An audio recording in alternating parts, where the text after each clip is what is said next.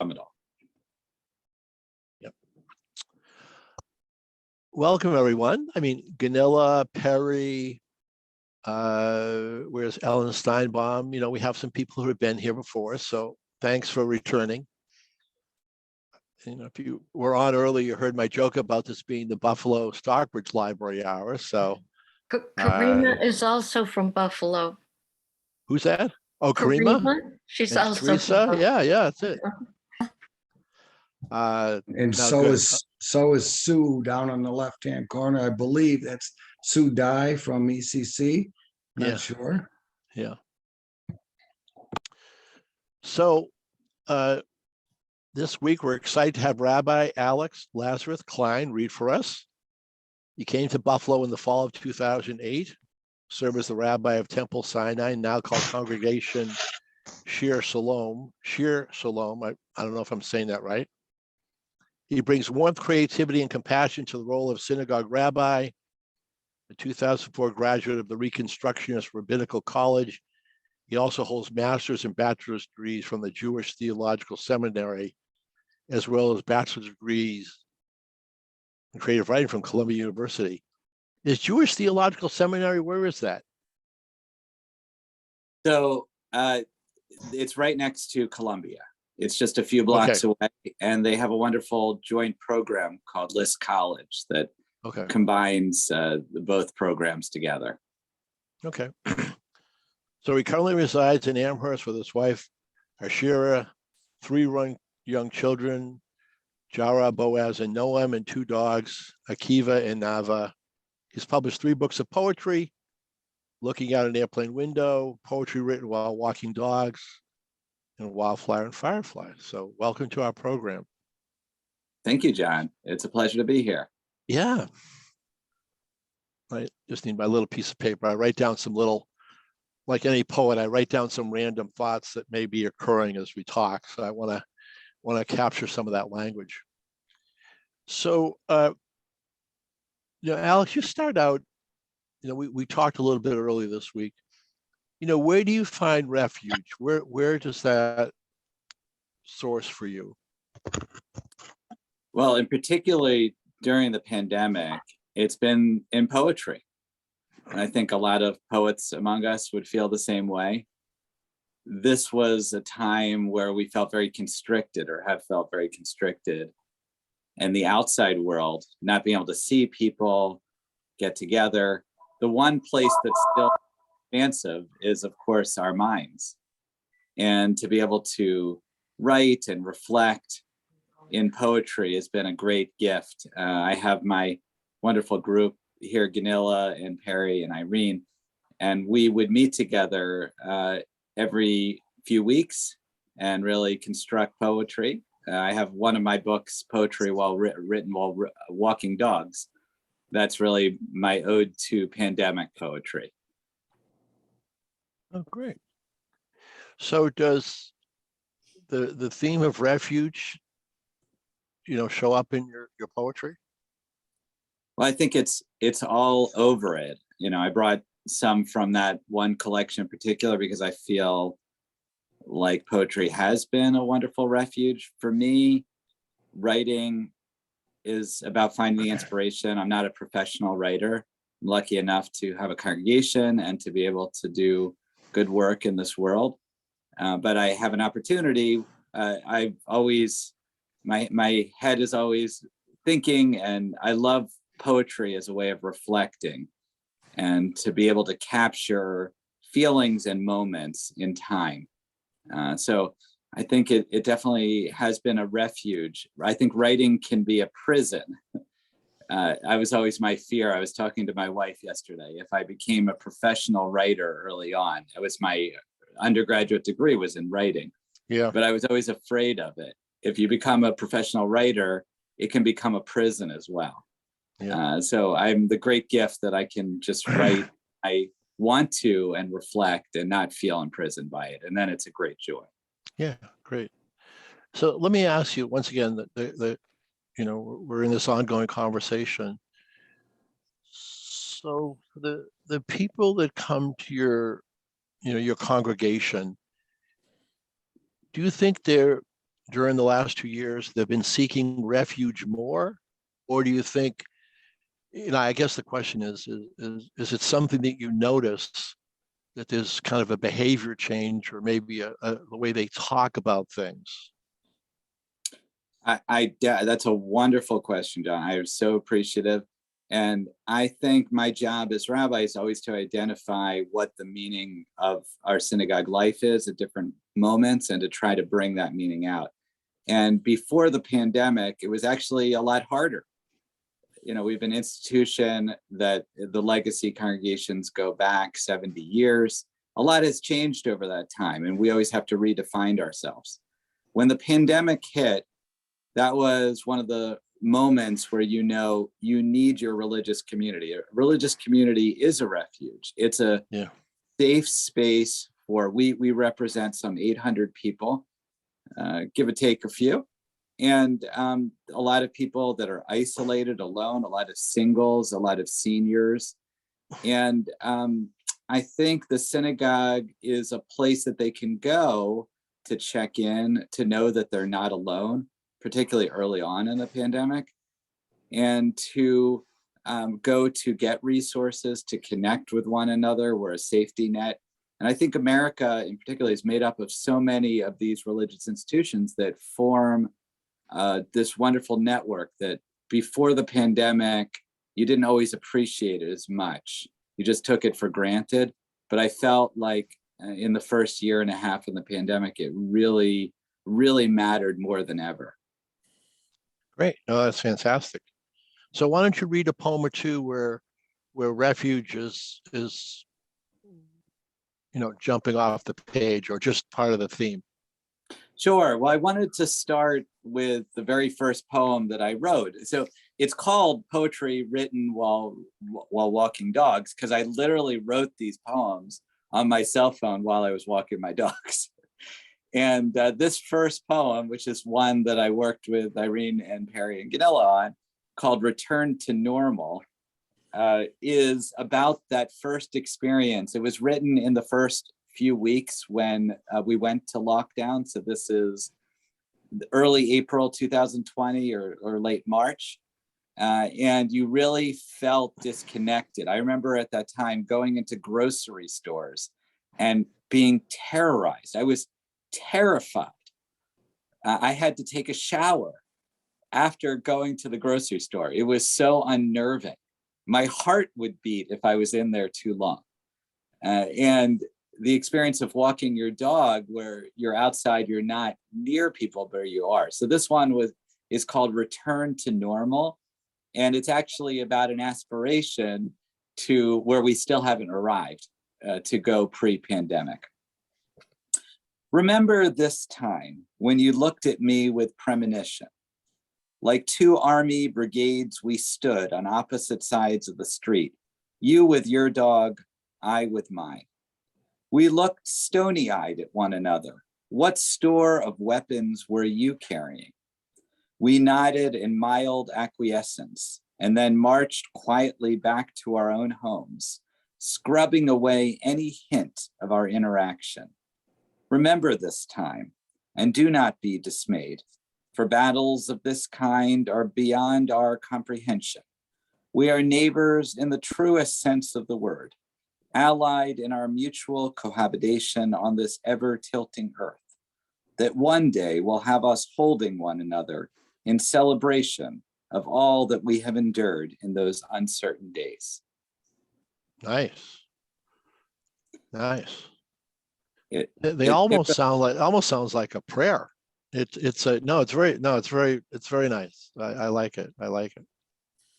It very much is trying to reflect. It's very emotional to read it because of how much we've gone through. And we're still not quite there yet, even though I feel safer. We're still not quite the same as we were prior to the pandemic starting.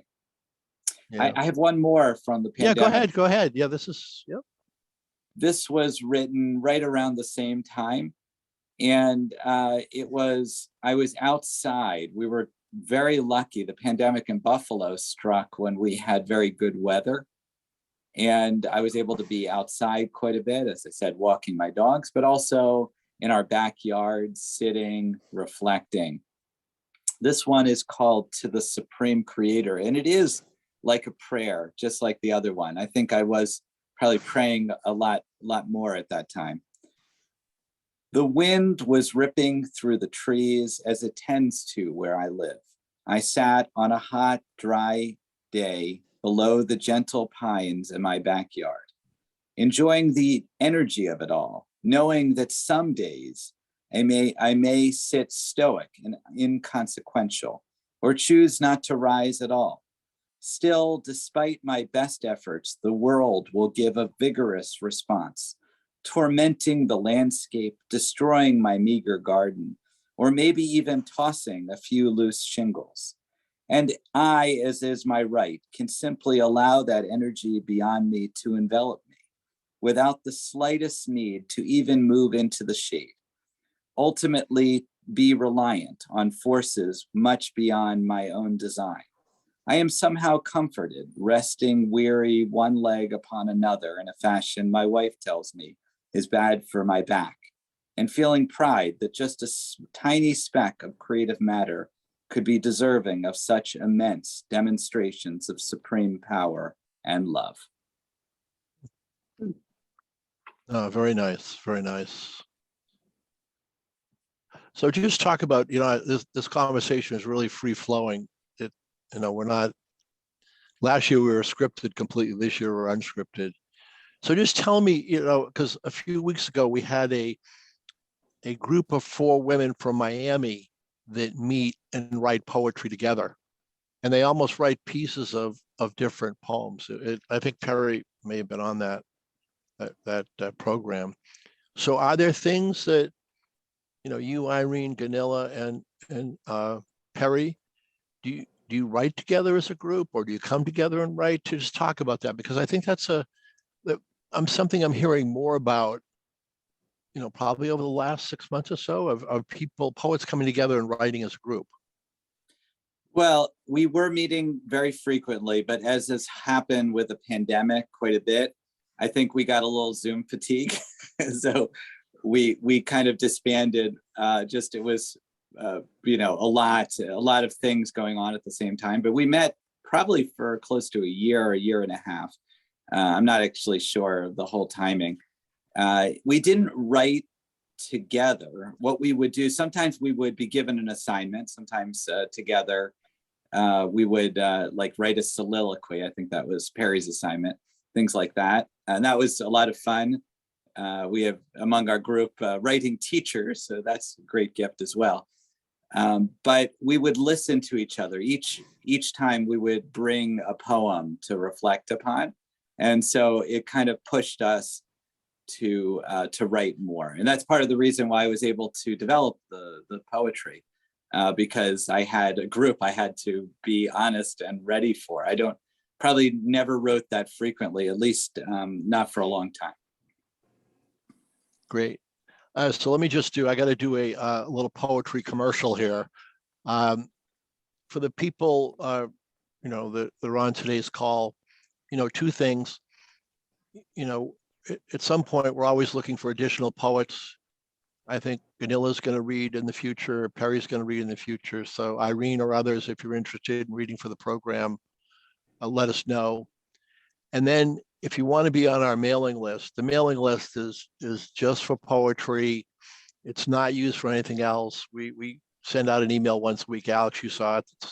It basically has last week's recording. Here's this week. Here's the Zoom invite. So I'm going to put my email address in the chat box. And if you're interested in being on the list or potentially being a speaker, you can respond to that.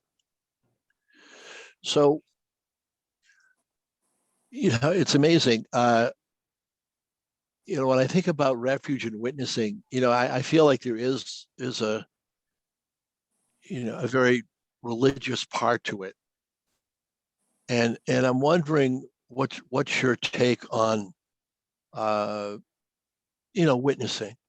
What's your sense of witnessing? What does that mean to you? Well, I think that's probably the most important way of describing the way I write. because it's usually noticing and reflecting and witnessing. A lot of my writing has happened while I've been away, and pandemic in some ways has felt like a place that is different. When you visit somewhere else, you really reflect on it. As I write in the book that I just recently completed, Looking Out an Airplane Window, it is really, instead of taking a lot of pictures, I would write poetry. And it's a way for me of capturing time and moments. A number of times in recent years, I've been on Israel trips and other trips, and I became kind of the poet of that group. And where every day I would kind of write a new poem based on reflections from the day before. And for me, it's wonderful because writing and poetry in particular, it can stay around, you can play around with it. And it's really a wonderful reflection. It puts me immediately back to when I was writing it. And I'm just always, my daughter is a Unitarian minister and a chaplain for a home and hospice group in Maine. That's where I live. So I'm always intrigued. Does poetry show up in your sermons or things like that? Is that, because I never know if you're, sometimes you're doing the party line. Maybe poetry comes in there, or doesn't. I'm just interested in how that works. Well, I mean, in a synagogue, I have the freedom to speak in a way, hopefully not offend too many people. That's what you try to avoid. But to push them and to find beauty and capture beauty. So I do read poetry over time, sometimes a lot, sometimes a little bit. I know in our congregation, actually, Ganilla and Irene send out a regular poem of the week. And that's a wonderful addition through the pandemic.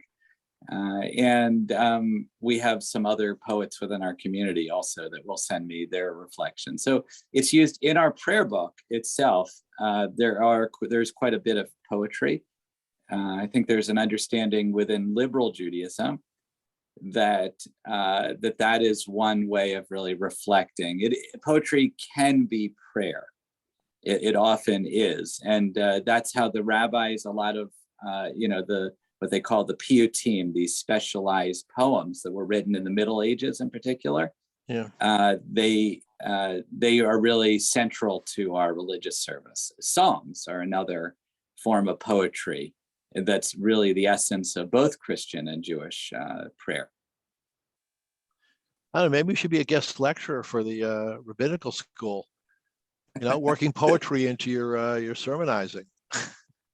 I've tried, I mean, I don't like poetry. I wear a lot of hats. I certainly don't think of myself as an expert in poetry. I turn to Irene and Perry and Ganilla much more for that. They have more of a sense of the history of poetry. I do it because I love it and I have a passion for it. Yeah. And I do think that I do, like I've taught a number of times, how people can do it and access it as prayer in Jewish tradition. And that is fun. I haven't done that so much though. Thank you, John. So are there some poems that you could share that have witnessing as part of the theme in the poems? Sure. I wanted to share some poems that I had written, especially right after rabbinical school. I had gone to, I had all these frequent flyer miles because I had been working in Atlanta and going from Philadelphia to Atlanta all the time. And I traded them in and went to visit some friends that were in Taiwan and went to Thailand and Cambodia. And I wrote a lot of poetry at that time. It was about a month of my life right before I met my wife, actually. Yeah. And a lot of it was about witnessing, especially since I didn't know the language. So I'd like to read a couple from that period. And this was a pretty intensive period. I think only when you're young can you really travel. I know Ganilla travels quite a bit, but I don't feel the luxury, especially with having younger kids. This was on the airline. I met someone from the Philippines, and it's called Filipino Woman. I think of you here with your deck of cards collected for your mother, each one a different airline. You are cooking for your uncle in LA. You are missing your nieces back in the Philippines. How big they must have grown while you were gone. You rest in the airport. Rest waiting for your connecting flight. The Singapore police check your bags. Now it is only a matter of time before you are home. And that was written actually, ironically, the Singapore airport used to have open terminals. And the first time I wrote to my wife now, it was through an email at their airport. Wait, you met her while you were emailing at the airport? No, we were set up by people, but I had been given her email. So we actually emailed the very first time at the Singapore airport. So what'd you do? Yell out in the crowd, hey, I've got an email for. No, you know, they have like a little station. And back then that meant a lot. You didn't have to pay for it. It was great. Oh boy. This other one written was, I stayed at a hostel, which is something you often do when you're traveling, especially when you're young. It's like $5 a day. It's crazy. And this was just a reflection on a cat that was moving around the hostel in Thailand, Bangkok. A black cat moving. A black cat, slender, unfed, crosses between the newspaper rack onto the plant, his front paws resting delicately, sniffing, back paws set against a wooden frame, unsure of where they will land next. I have a poem I'd like to reflect. It was very difficult, especially in Cambodia. That was one of the places that I went there. There was so much poverty. And it was very unnerving when you go into countries and you see the children, little children, begging. And that the first English word is dollar. You know, do you have a dollar? If you've been to Cambodia, they have these wonderful temples in Siem Reap that are just breathtaking. I think there's been some movies that have taken place over there. But the population is very poor and they just went through a war zone. Yeah. So this is called Mr. Do Not Forget, Buy My Coffee. And it's based on interactions I had with some young ladies who were probably the age of my daughter, but they looked much younger because they really were very malnourished. I wait for the sunrise at the lake by Angkor Wat. A crowd of Cambodian girls surround me. Mr., buy a postcard. Mr., buy a t-shirt. The lake is grass-filled and lovely, shiny as marble. It is light outside, but the sun has yet to make an entrance. I talk with a girl with a blue button-down shirt, shorts from a Mexican beer. My name is Lisa. My Cambodian name is Kira. It means flower. She tells me of her family, brothers and sisters, teaching me words in Cambodian. Suez Dai, hi. Somain La, good luck. Tanria, sunrise. Saat, beautiful. You are Saat, I tell her. I ask her what she wants to be when she grows up. A teacher, she says. There are thick gray clouds overhead. It does not look promising. No sunrise for you today, you know lucky. It is time to survey the monuments. As I leave, the girls return to salesman, I to tourist. Mr., buy a postcard. Mr., buy a t-shirt. Deakun, Deakun, no thank you, no thank you. Nice, very nice.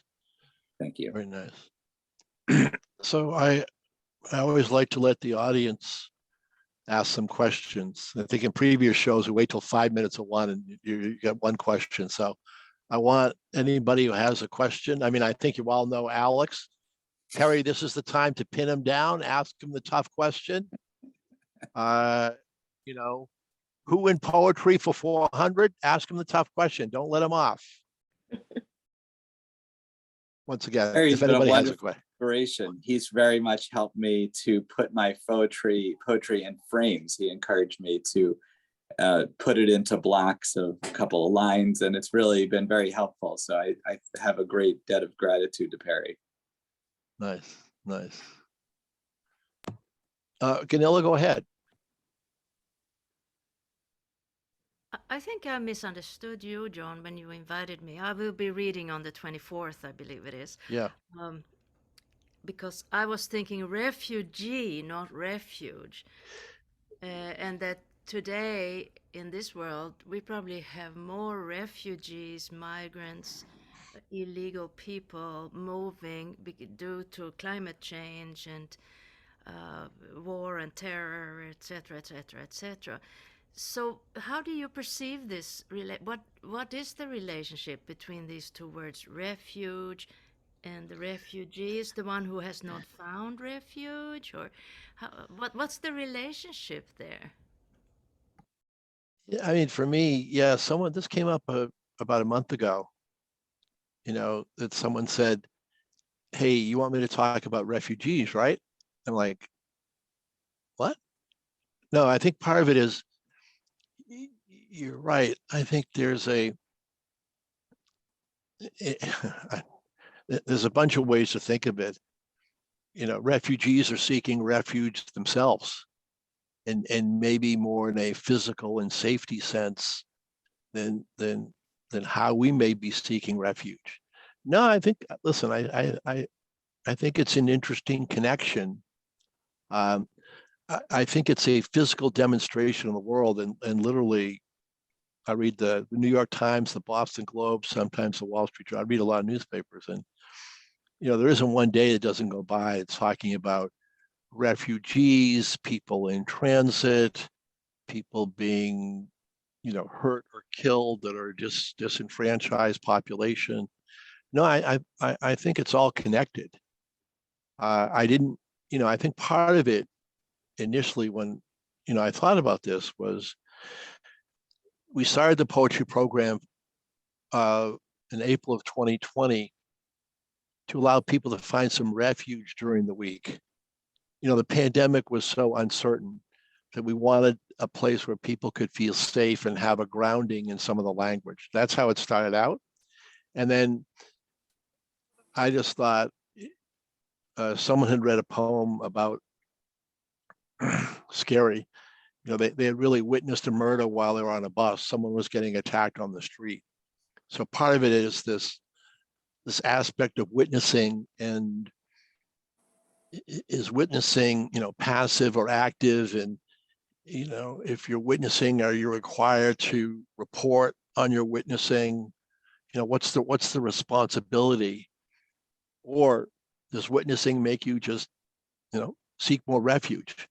So I think, part of it is, I think this thing continues to just play out. I mean, that's my sense. That's what I like about this season, is we're exploring the themes and seeing where they're going. I think it's a wonderful question, and certainly, Ganilla, you could take it in the, I think refugee and refuge are connected, and so I would say witnessing as well. I think that is one of the roles that I see in my poetry, is to be able to, when you witness, when you show a person's life and give it kind of a holiness, I guess, it hopefully helps them. And, I think that we are witnesses to one another. And here we're on Zoom screens and looking directly into each other's lives. And I think that that's really important. And I think that it is connected to when we're thinking about refugees and people that are really, like I described, in very, very difficult straits. I think that it is important that we validate and look at each other. So I see a resonance in what Ganilla was saying as well. Rabbi, do you think that your writing has gotten harder or easier for you during these last couple of weird years? I guess I ask because people ask me, well, now you've got all this time, you can write, and now you're retired and you can write. And sometimes I feel like I can't write shit, honestly. And that's a whole other story, I guess. The world is different, it's closer, it's witnessing. What do you witness if you can't go anywhere? I mean, I can witness a Zoom screen. That's not real. So it's smaller in a way. I guess what I'm saying is I find it more difficult to write, whereas you would think it'd go the other way. But what about you? I was asking you, do you think now writing's easier for you or harder or the same? Well, I think again, it's not my profession, so I feel lucky. I'm not judged on my writing in the same way as my rabbinic work. And I think in general, this has been a very prolific time for me. The pandemic, for me, because my writing is more about noticing when things are different. So, the amount of writing I did was a lot more. Also, we have a wonderful mystery writer here in Buffalo, Gary Earl Ross, who Ganella connected me to. He helped me understand the self-publishing world, which has been just amazing. I've always had a lot of projects, and one of the great joys of the pandemic is I've been able to bring a bunch of them finally to fruition. And they're in all different ways. I wrote a book of children's stories. I'm just about to publish a book of, kind of like a business book. And I write poetry. I write songs a lot. My goal this year, that is my goal this year. Maybe I should talk to Goodell about this, is to be able to at least have instrumentation enough for one of my songs, because I write quite a lot of music all the time. And I think it's really not putting pressure for me personally, Barry, because I understand what you mean. Like if I put pressure on myself, I have to do this now, it becomes a little bit more challenging for me. And I think writing's got a flow. So like, for example, I did a lot of stuff leading up to the new year. And then I thought, well, let me take a little break. And so I worked on some songs. I worked on a bunch of children's stories. It kind of is like that. Allow the creativity to flow when it's needed. And I feel more confident in that now for me personally at this point in my life.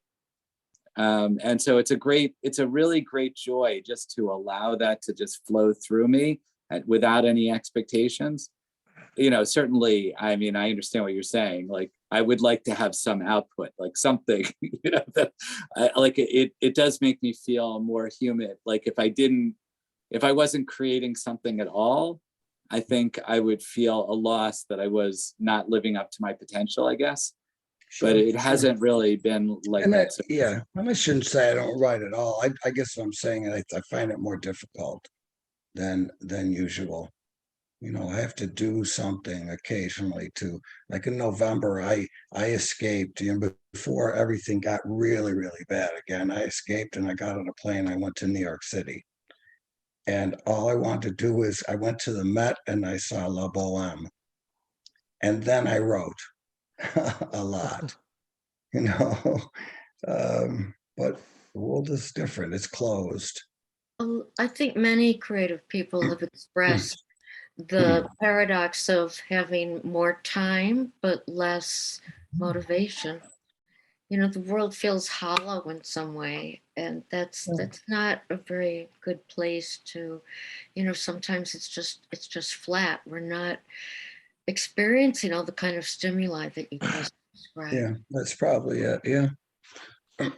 And last year when we asked the question is how had the pandemic affected your writing? There are a lot of people that basically said they just couldn't write about it at the time. They didn't understand it. It's like being between trapezes.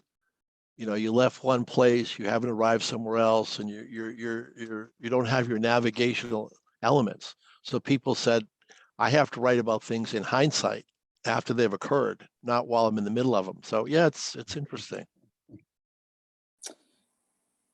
I think it is hard. It's, it's an emotional journey.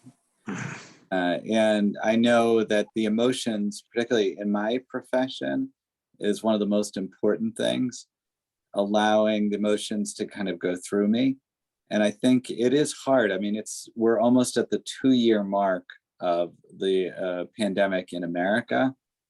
And, there's definitely times like we're about approaching our third Passover that's been virtual. And, sometimes I just want to cry because there's no way to keep reinventing things.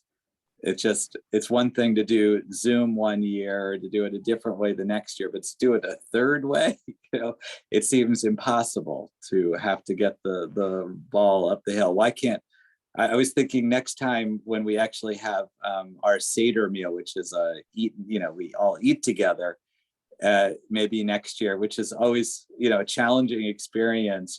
People don't always like the food, for example, but I think I'm going to be crying when we actually arrive at that moment where we can all eat together, like a couple hundred people in one room. So I will feel like the slaves when they made it out of Egypt. Yeah, nice. So Alex, read a few more poems, and we've said to other people, we've had people that half the poems I've read are from other people. I think part of it is this is kind of the the freedom to express yourself and share things that are meaningful to you. So, but please read some more of your own poems or something else for us. Oh, thank you. And I printed out all these ones because it would be easier for me to get to. So I'm sorry for all the trees. So this one was written in my first vacation as a family. It was wonderful as a family.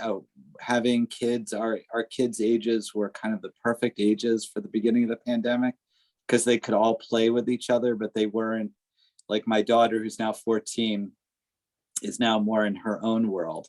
But when she was 12, that was different. We could all kind of play together and be together and cook together. But we needed a little break, so we went to one of the Finger Lakes and had a number of days, at an Airbnb. This is written about an experience on one of the smaller Finger Lakes called Canadice Lake. And it's very small, and you can rent little kayaks there, which are wonderful. We did, and we were basically the only ones on the lake. This is in August of 2020. We lay on the lake today like glass. Below us, the turtle grass poked through as the shadow of clouds hid the sun. On the mountainside, pine trees lapped against the slight breeze. I asked my older daughter how she might draw them. My youngest son closed his eyes as I pushed the oars of our kayak. We had taken off our masks because no one was around. For hours, we circled until we were too far from shore to just be pushed back by the current. When we emerged, the kayak sat like colorful flowers by the side of the road. We drove like we were still swimming, the blue sky watery like a lake.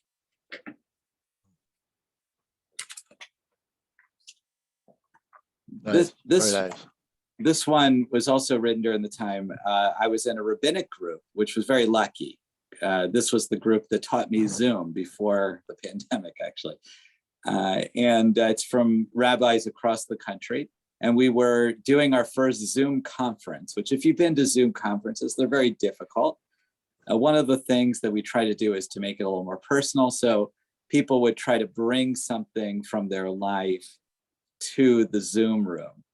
And someone brought, one of my colleagues in Minnesota, a wonderful rabbi there, Ariel Lecoq Rosenberg, brought a picture from her youth, which was of a blue jay on a pine tree in a snowstorm.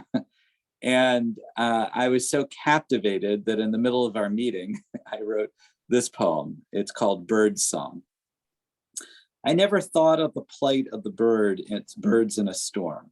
Always afraid for my own safety. Will the walls of my household Will the electricity go out? Will the dogs ever stop their insufferable cries? My heart pulsates just a little stronger as I hold tight to you, our tall pines bending back and forth outside our window. I fear for them as well, but what about the creatures who make their homes in their limbs? Who will protect them? Do the squirrels simply scurry underground? And what about the starlings? Is their sweet song stifled, or does it grow louder, rising with the gales, screaming out to the world, all will be okay? The starlings there, that's Ganilla, she said. Be very specific about a bird. That was a wonderful thing. Thank you. I'll read a couple more, maybe from the pandemic. This is one of the great joys in winter in my area, is when you go on the lake, you can actually walk on the lakes in the winter. We had never done that. We did a lot of trips that we never did. And it's like a whole other world. It happened to be in 2020, a pretty cold and snowy winter. We went out to Lake Erie and just walked across it. It was quite incredible.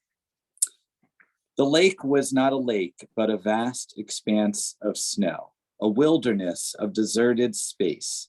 And aside from a few loose gull tracks, pristine, filled with gorgeous bumps of frozen waves, my children ran into it, dove, swam in stillness with heavy black boots and colorful, reflective coats and gloves. We had gone beyond the lake, found our way to an unknown planet. Getting further and further from the shore, a tiki bar stood distant, abandoned, a reminder of the world we had left behind, sullen without sand and sun. We walked until the ice began to crack, following our own tracks back, occasionally falling into deep holes which swallowed our legs, laughing as we pulled one another out, freezing but giddy, climbing back into our car like a spaceship ready to return home. Nice. It really is quite an amazing experience. I have a couple more. Do you want to have more of a conversation? What would you like? Oh, listen, we got to stop at midnight. So we got, no, I'm kidding. That's what I always say every week. No, we have plenty of time. No, I think, listen, I think it's always great to, hear poetry. Your choice. I think you're doing a little, conversation between poems, giving us context. So that's great. Sure. So let me read a little bit more. Thanks, Perry, for the nice compliment.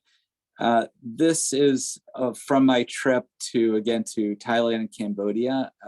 It was the very first time I'd ever traveled by myself. And that was a very harrowing experience. For those of you that have, maybe you're used to it, not for a business trip, just to go out into the world by yourself completely with no plan at all. And I would meet people. I really love meeting people. My wife is the opposite way. She doesn't, but I love talking to strangers in particular. And I met some really interesting people that I never will see again, but I got a chance to meet them. This was a woman who was probably about my age now, but she had children that were, teenagers or grown up. And she traveled with me to Cambodia. We spent a little bit of time there together. And this is called Ziploc Bags. She has many bags. Her son taught her to pack for traveling. Ziploc bags for every item. Extras in case. This bag is for bracelets. She has too many to carry back on the plane, each one from a different Cambodian girl. Another heartbreaking story, having to make a living as 10 years old.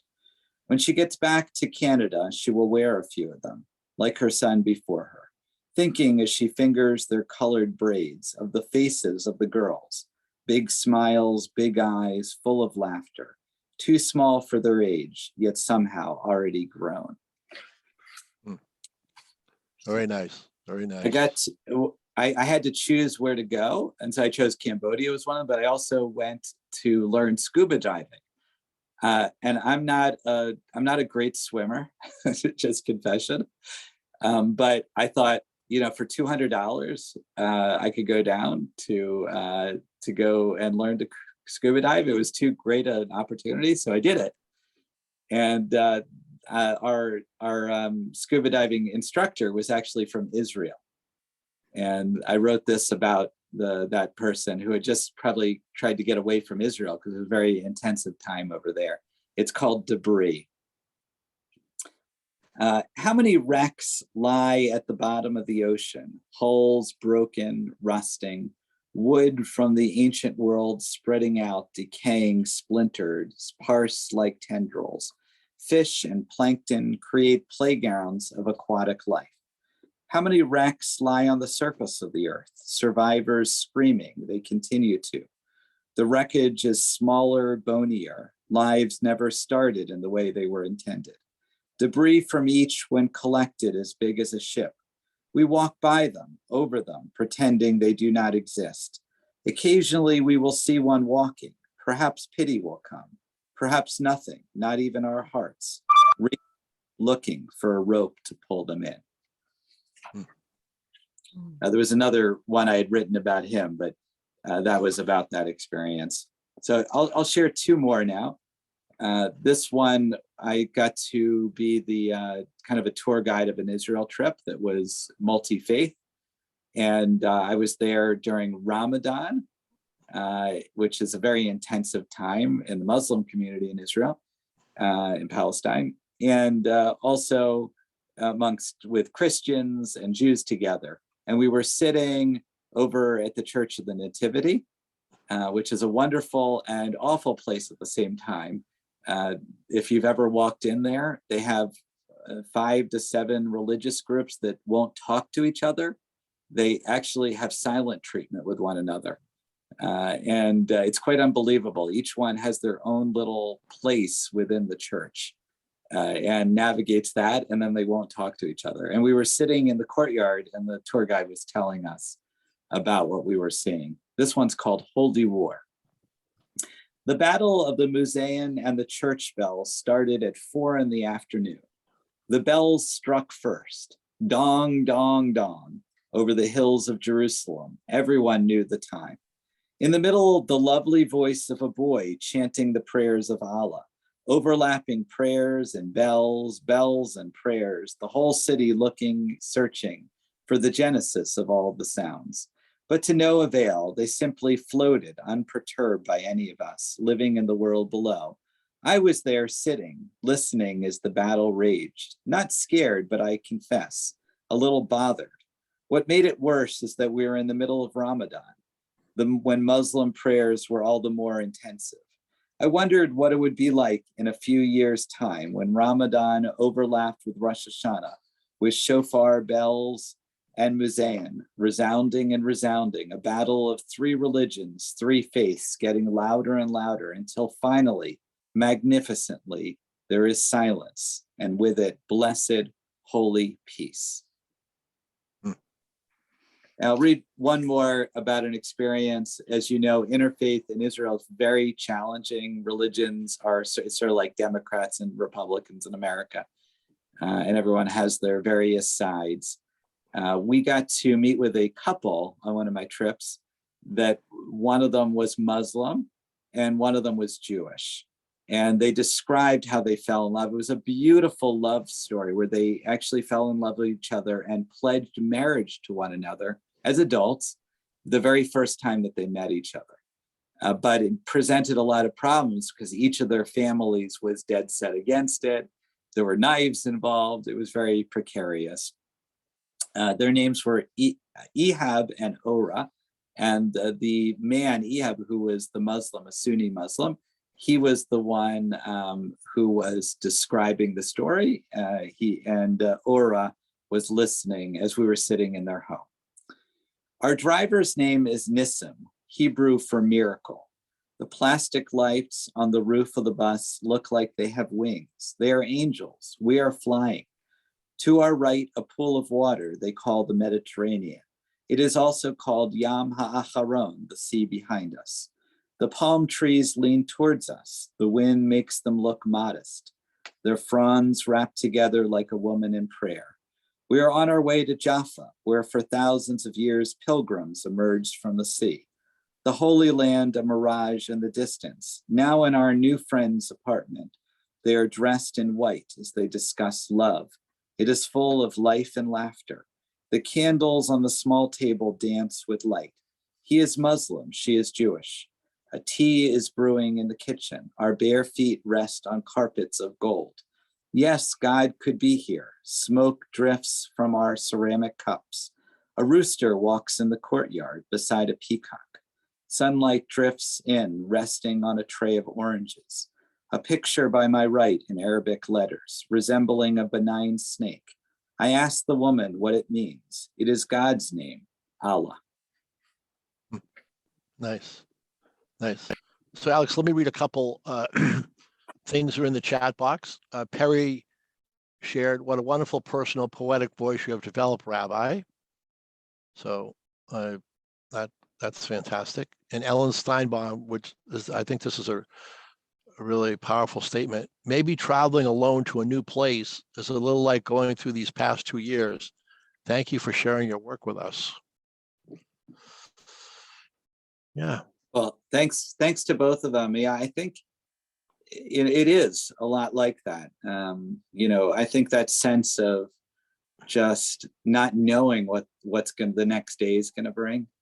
It's exciting and extremely daunting. Most of my traveling was done when I was, 30 and below. So it's so different. I'm probably less willing to take chances, but the pandemic really forces us to do that today. I don't know. I think your travels on Lake Erie or would be up there in your top 10. Yeah, well, that's my wife. She's she likes to make sure we go to all the places that no one goes to. So yes, she's wonderful that way. Yeah. Anybody have any final questions or comments?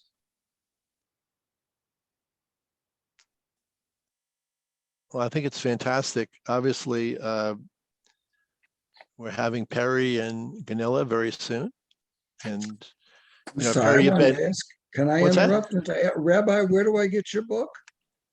Well, I have 3 copies of all my books for all of you. I just haven't figured out a way to actually give it to you. So just tell me and I'll figure out, Perry. I'd love to get them. And I'm so grateful to have your book. But to Irene and Perry and Ganilla, I just haven't had a chance to actually transport them to you. But Okay, I owe you copies. good enough. Lovely. Thank you so much for this reading. It was very enjoyable. Really beautiful. It looks like Ganilla wants to ask. Yeah, yeah. Yeah, Ganilla, yeah. Do we have Yes, time for a thank you so question? much. I felt a little now like confused because I feel like when you go to a new place, you walk down the street, you come to the street corner, you turn, you have no idea what you're going to see.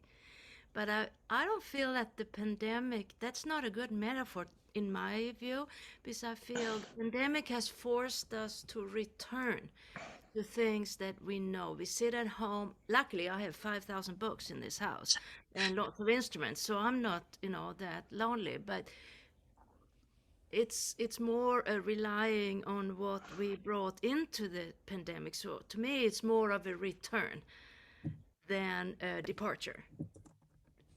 Do you understand what I mean, Rabbi? What do you think? Yeah, it's a great question. I think for me, in terms of poetry, it's similar to traveling because it's new experiences. It's just being forced to learn so many new things. I mean, all of us. For me, I like doing that, and it's been really fun. It's been awful time. Let me not sugarcoat that. It's been very sad. We've lost. Well over a dozen congregants to COVID. It's caused chaos in terms of what we're trying to do, but it's also opened up so many things. I'm starting to actually get really excited about what we can do and how we can change things from before using all that we've learned from the pandemic once we're finally past it. It is not the same. I mean, when you're going on a trip, you're so excited we didn't want to go on a trip. It's like a trip you didn't want to go on. So in that respect, I think I felt at times as scared as I did going through Thailand and not knowing anyone and not knowing anything and not knowing what the street is beyond. So I felt similarly that way. But I think you're right. We want to hold on to what we have during this time. And it really has been very challenging for everyone. Uneven, of course, some people even more than others.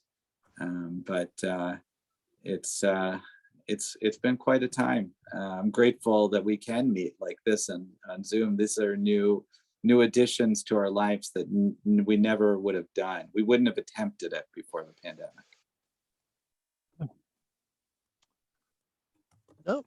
No, very good. No, thank you for sharing your, your very personal, poetic interpretation of life.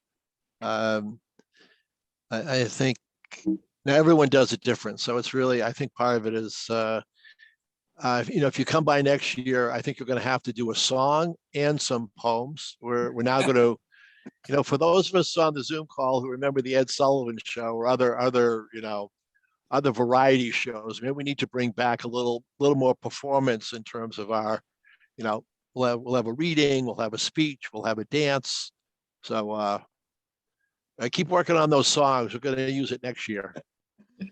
Yeah, well, that's good inspiration. I'm not like, Ganilla there is very well trained and has performed many times and has a very good familiarity.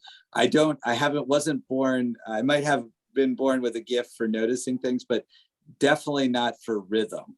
I think I could probably learn it, and that's why I put it out there. That's my goal for this year. Thank you for holding me to it, and I'd be happy to join anytime or to support your project here. Thank you, John, for what you're doing in this world. Yeah. Rabbi, are you writing music and words and lyrics, or do you do one or the other? Well, I write both, and I sing them only to my kids because I can't figure out a way to really do it. I've done a couple through the synagogue, and I've shared some, but I'm not, I'm not talented enough musically or found a collaborator. That's the other thing I'm looking for, is a collaborator. So, but I have to break through somehow. One of these days it will happen. Okay. On that note, we have to sign off for today. No, I want to thank everyone for attending, and I'm going to have to go to one of the Buffalo Poetry Corner hours on a Thursday when I'm not doing stuff at work at night or things like that. So A week from tonight, if you possibly can. Perry will be okay. leaving. Okay. Yeah, I get. I'm on the email list. Yeah, I'm on the email list. So okay, good. Yeah. Okay. Yep.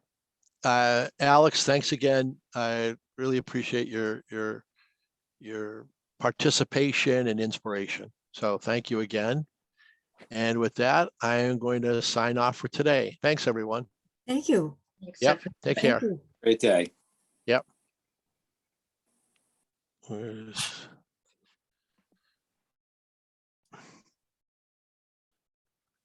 the